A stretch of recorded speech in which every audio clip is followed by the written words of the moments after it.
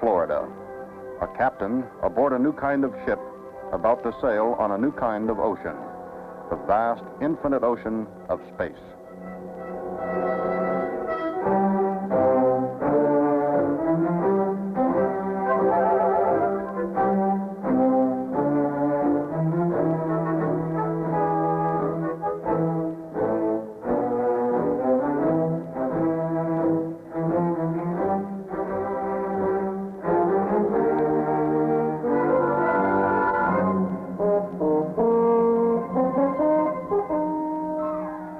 Space, airless, endless, alien to man. But man is going there. January 27, 1962. In a little while, if all goes well, astronaut John Glenn will be rocketed aloft, borne into space on the shoulders of a 20th century Atlas, number 109D. At the base of the giant rocket, and 85 feet above in the green room atop the gantry, engineers and technicians have been busy throughout the night, and for many days and nights and weeks and months before. It began the day America decided to put a man into space, created Project Mercury to get him there and safely back. Project Mercury, America's all-ahead, all-at-once initial step in manned space exploration. October 1958. Project Mercury went to work.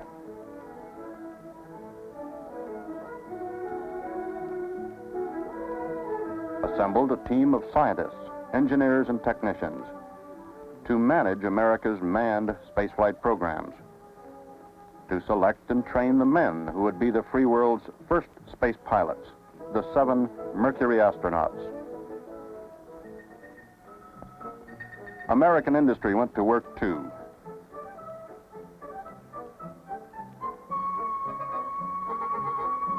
In January 1959, McDonnell Aircraft was chosen to produce the Mercury spacecraft. To lift it into orbit, Project Mercury selected the Atlas rocket.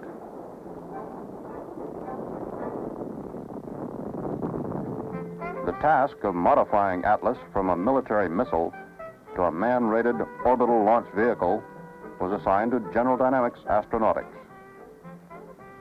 To the 4,000 Mercury contractors and subcontractors, to all America, human life is priceless. Nothing was left to chance. All systems, each tiny component of each subsystem, every switch, every valve, would have to function perfectly, would have to be the very best that American scientific and engineering know-how could produce before the Mercury Atlas could be man-rated, before it could carry an American astronaut safely into space. Safety, a Project Mercury byword from the beginning. The life of a human being would be at stake.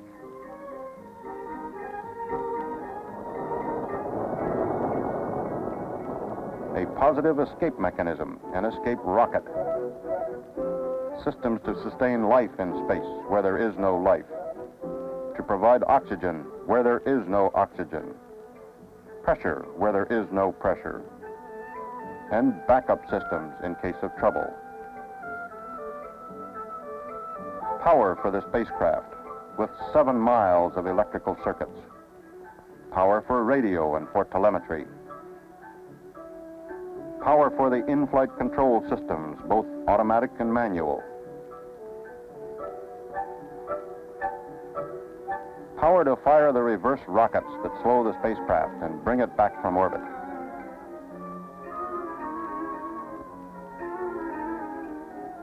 A shield against the blazing heat of re-entry friction.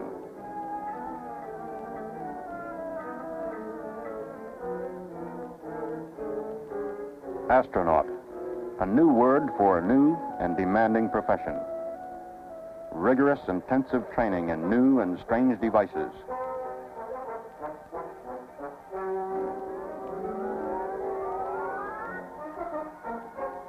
High acceleration and re-entry G loads in the human centrifuge.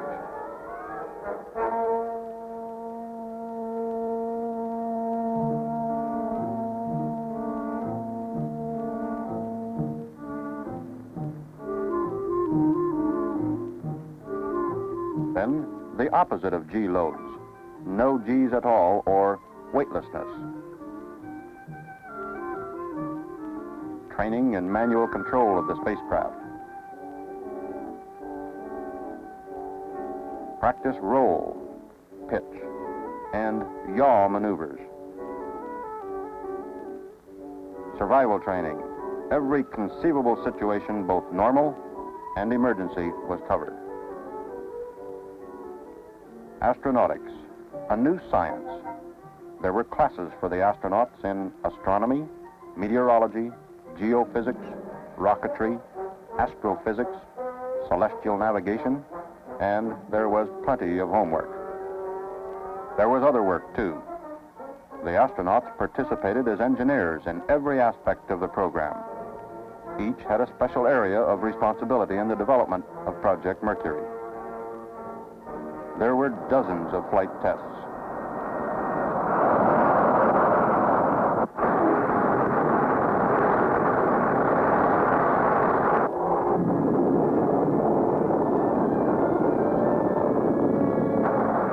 Tests that confirmed the operation of spacecraft and booster systems in actual flight.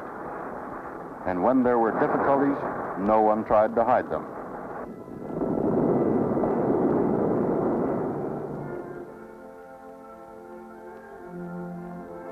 Then, when the tests indicated that everything was ready, man was added. May 5, 1961. Astronaut Alan B. Shepard became the free world's first space pilot.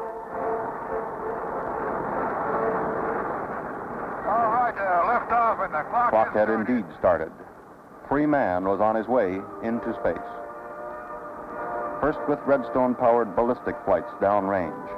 Shepard in Freedom 7. And on July 25, 1961, astronaut Virgil Gus Grissom in Liberty Bell 7.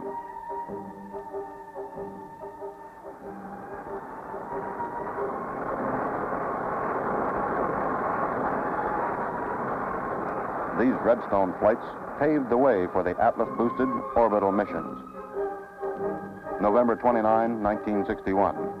Mercury Atlas flight test number 5. A chimpanzee named Enos.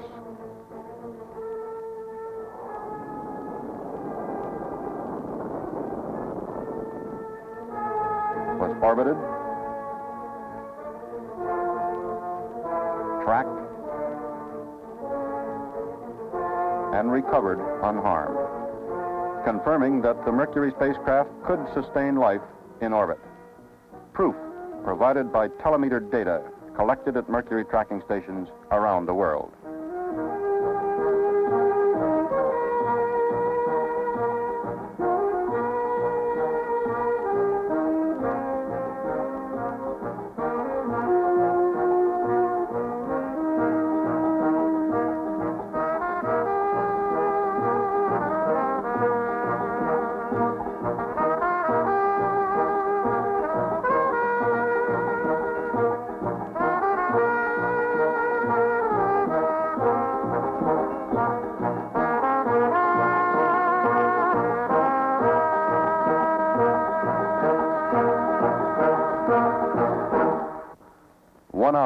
Enos was recovered, Project Mercury named astronaut John Glenn to pilot America's first manned orbital flight. Pre-launch preparations had already begun. Lengthy, detailed checkouts of the spacecraft systems. Tests of the electrical circuits. Tests and retests of the control system. The life support system. Pressure, oxygen, cooling.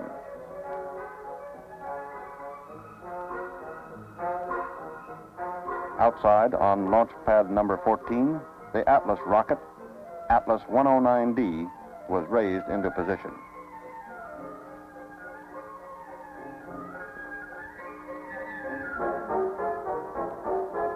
Launch time drew near. The spacecraft was gently placed atop the rocket.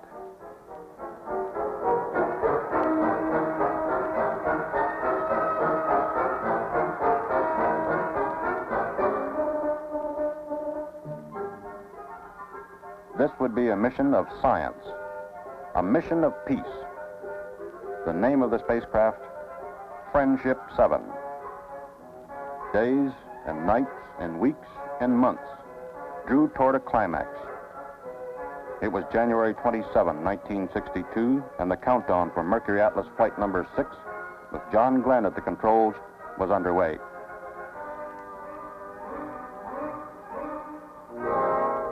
But the weather was marginal. While the world watched and listened, Mercury's operation team made the difficult decision. The flight would not go today because of weather.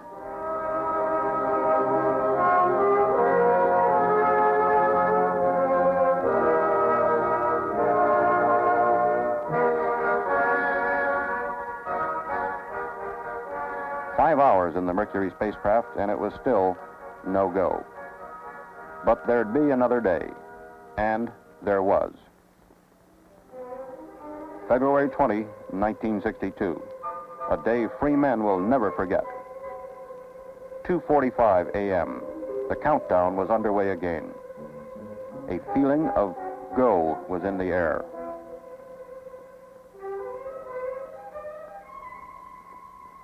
"3 a.m., Mercury doctors agreed the astronaut was go. Medical sensors, tiny devices to constantly monitor John Glenn's physical condition, were carefully attached. 4:30 a.m. The count was T-minus 120 minutes and holding. John Glenn wriggled into his snug-fitting spacesuit. 5:01 a.m. The trip to the launch pad.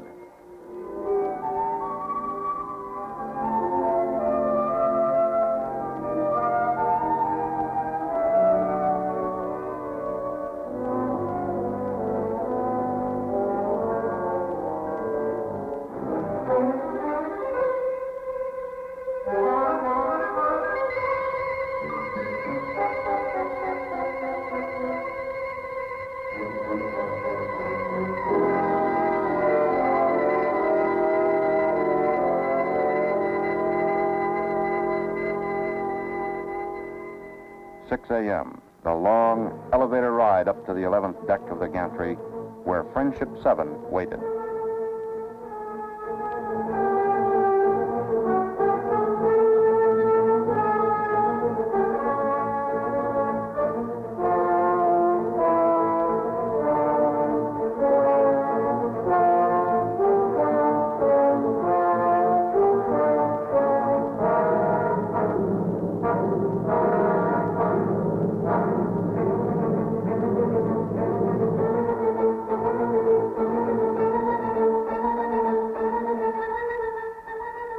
"6:03 a.m.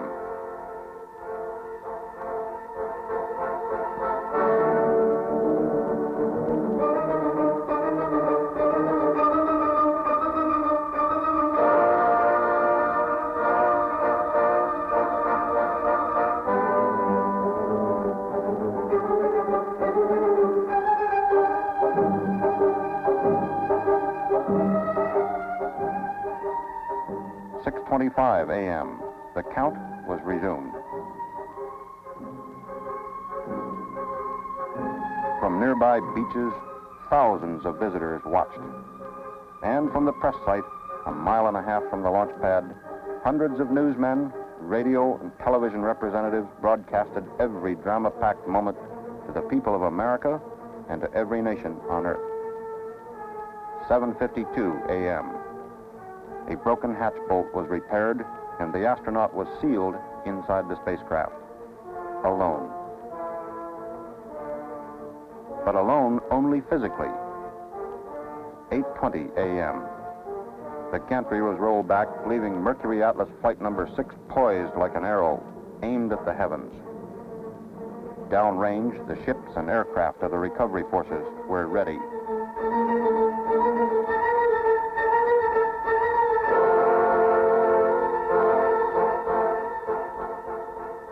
"8:58 a.m. A hold was ordered while a broken valve in the liquid oxygen fueling system was repaired. In the Mercury Control Center, the minutes ticked away. 9:23 a.m. The count was picked up. Around the world, the Mercury tracking network reported condition green. All Mercury stations at T-minus 5, side cone 8, and give status and green light on request. Med, Go. ECS, go. Sequence, go. Electrical, go. ASCS, Go. RCS, Go. stop. Go. CM, Go. CO, CO, go. Flight, go. Tony, go. And the final moments. T-minus 30 seconds and counting.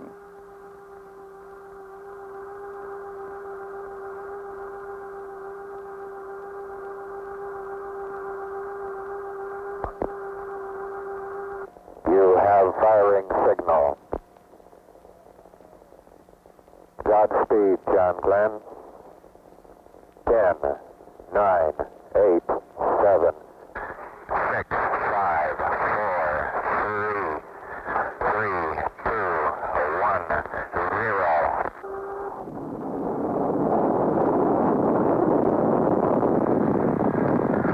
Roger, the clock is operating. We're underway.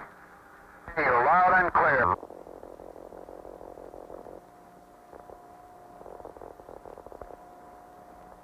Roger, we're programming and roll okay.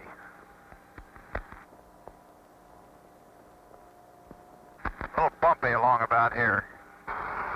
Roger, reading you loud and clear. Roger, coming into IQ a little bit. That little contrail went by the window or something there. Roger. Fuel 102, 101, oxygen 78 to 101, amps 24, still okay. We're smoothing out some now, getting out of the vibration area. Roger, you're through max Q, flight path is... Roger, feels good through max Q and smoothing out real fine. Cabin pressure coming down by 7, okay, flight very smooth now. Sky looking very dark outside. Cabin pressure is holding at 6-1, okay. Roger, cabin pressure holding at 6-1. Coming up on 2 minutes. And fuel is 102, 101, oxygen 78, 102. They're building to 6. Roger, reading you loud and clear. Flight path looks good. Pitch 25, stand by for start. Roger, Pico. Back to 1 1/4, the tower fired. Could not see the tower go. I saw the smoke go by the window. Yeah, we confirm staging on TM. Roger. Still have about 1.5 Gs. Programming over. There the tower went right then. Have the tower in sight, way out. Could see the tower go. Edison Tower is green. Roger. 1.5 Gs.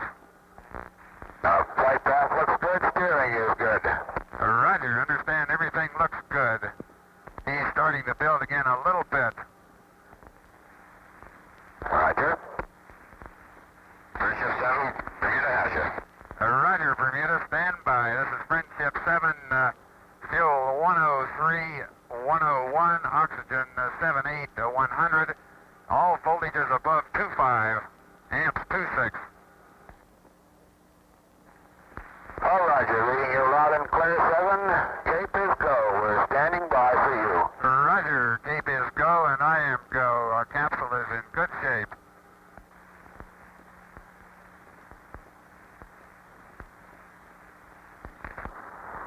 Seco. Lots of grades fired, okay. Roger, 0G, and I feel fine. Capsule is turning around. Oh, that view is tremendous. Roger, turnaround has started. Roger, capsule turning around, and I could see the booster during turnaround just a couple of 100 yards behind me. It was beautiful. Roger, 7. You have a go. At least 7 orbits. Roger, understand go for at least 7 orbits. Astronaut John Glenn is in orbit, 100 miles above the Atlantic. 17,545 miles an hour, 5 miles a second. 22 minutes after liftoff, lunchtime in space, over Kano, Nigeria.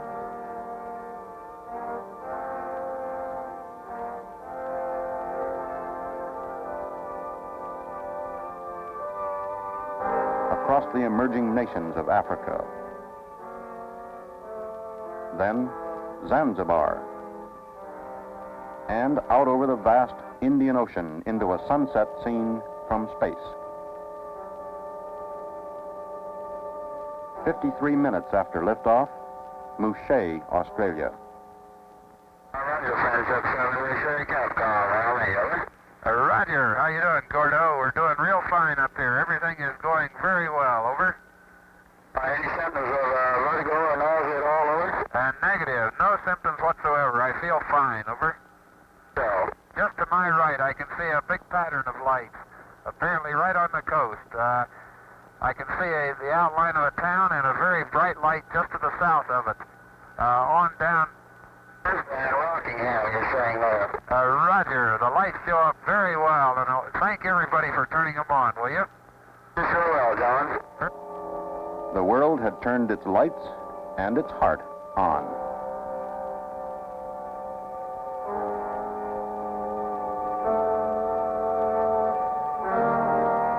Across the dark Pacific and into the sunrise off the California coast. And just as I looked back up out the window, I had literally thousands of small luminous particles swirling around the capsule and going away from me at maybe 3 to 5 miles per hour. Across the United States in 8 minutes.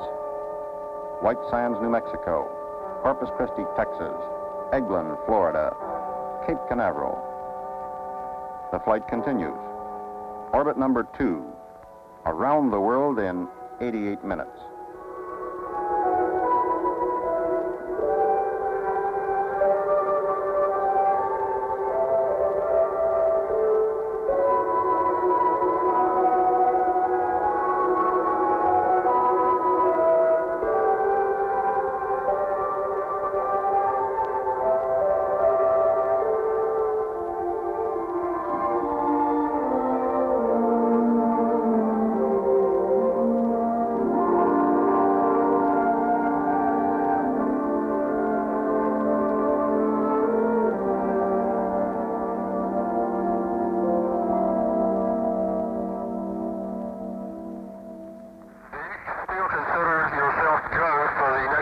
That is affirmative. I am go for the next orbit.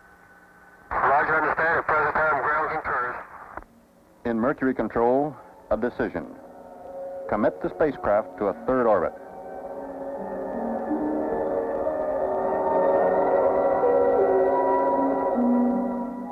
Good afternoon, 7. Reading you loud and clear. Oh, Roger, this is Friendship 7. How's the Cape in sight down there? It looks real fine from up here. I can see the whole state of Florida just laid out like on a map. Beautiful. Even from this position out here, I can still see clear back to the Mississippi Delta. Orbit number 3. Out in the Atlantic, the recovery forces are ready. The Atlantic. Columbus crossed it in 3 months. Lindbergh in 33 and a half hours. John Glenn in 14 minutes. For the third time, the Mercury tracking network receives complete data from the spacecraft. Data which is instantly transmitted to the Goddard Space Flight Center near Washington, fed into the computers for reduction and immediate retransmission to Mercury control at Cape Canaveral. The entire process requires less than 30 seconds. At Cape Canaveral, the time is 1:43 p.m. At Mouchet, Australia, it's 1:43 a.m. But no one is asleep. This is Friendship 7. In 45 more seconds, I'd like to have you send a message for me, please. Over. I want you to send a message to the director, or to the commandant, U.S. Marine Corps in Washington. Tell him I have my 4 hours required flight time in for the month, and request flight jet be established for me. Over.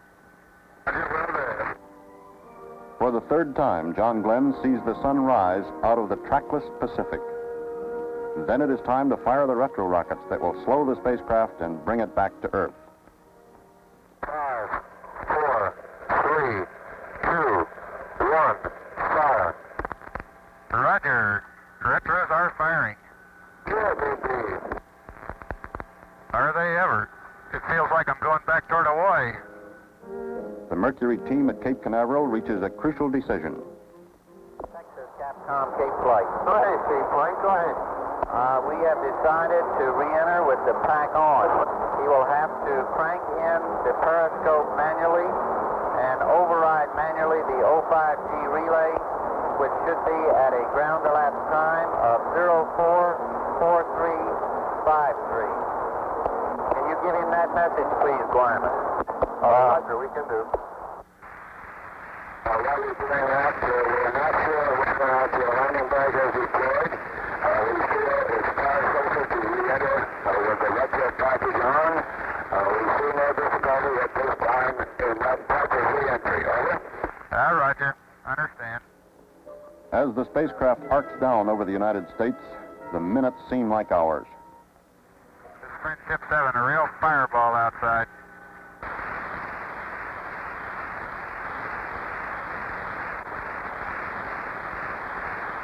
Okay, Friendship 7, do you receive? Over.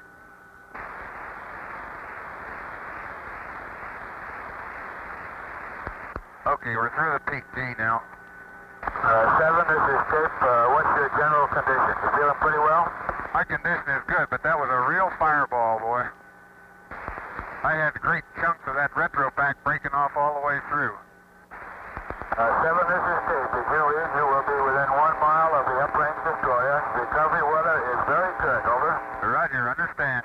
Friendship 7, going to drogue early. It's a rocking forward. Drogue came out. Drogue is out. Roger, drogue came out at 30,000 in about a 90-degree yaw. Roger, is the drogue holding on? Roger, drogue looks good. Roger, re-entry checklist complete. Standing by for main at 10. Roger. Coming down on 10, snorkels are open. Roger, understand. Snorkels open. Roger.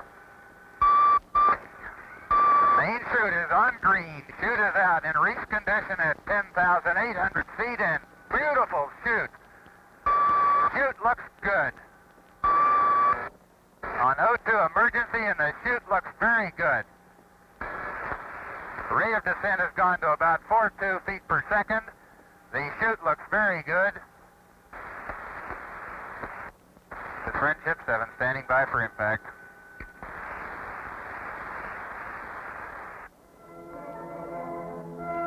John Glenn had kept, as Columbus and Magellan, Sir Francis Drake and the Wright brothers kept before him, a rendezvous in time and history and the forward march of man.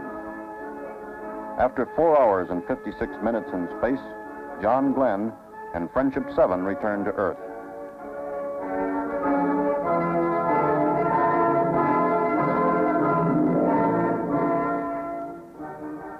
And 56 minutes in space as the representative of all the members of the Mercury team, all the people of America, and all men who treasure freedom everywhere. The voyage of Friendship 7 marks only the end of the beginning of free man's exploration of the vast, infinite ocean of space.